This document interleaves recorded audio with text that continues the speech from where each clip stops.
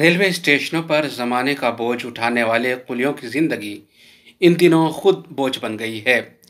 रियासत बिहार के भागलपुर रेलवे स्टेशनों पर मुसाफिरों का इंतज़ार करते इन कुलियों की हालत ख़राब है। सुबह से ग्राहक के इंतज़ार में आंखें पथरा गई हैं, लेकिन कोई काम नहीं मिला है।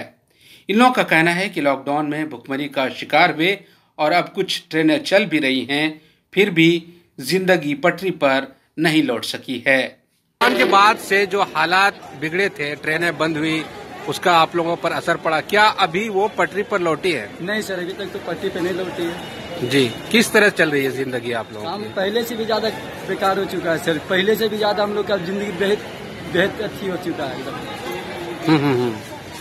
तो मान लिया जाए कि पहले आप 500 रुपया कमा लेते थे, तो अभी कितना कमा लेते? पहले 500 रुपया कमा लेते थे, लेकिन अभी सर 100-150 रुपया नहीं कमा पाते हैं। यहाँ कितना कुली को बोहनी नहीं हो सकता है सर। अच्छा, इन लोगों का कहना है कि पहिए वाली ट्रॉली और बैग होने की वजह से ज्यादातर मुसाफिर अपना सामान खुद ही उठा ले जाते हैं और हाथ वाली गाड़ी से कुछ सामान खींचने का काम मिलता भी है, लेकिन अभी चूंकि ज्यादा ट्रेनें नहीं चल रही हैं, तो कभी कभार पूरे दिन खाली ही बैठना पड़ता है। तो आखिर कैसे घर बार चलता है? किसी तरह घर बार चल रहा है सर। जो भी 150 रुपया कमाए उसमें अपने भी खाए, बाल बच्चे को भी खिलाए। किसी तरह दाल रोटी पर वो अपना चला रहा है और उसके अलावा कहीं कोई सरकार की तरफ से आप लोगों को कोई सहायता नहीं।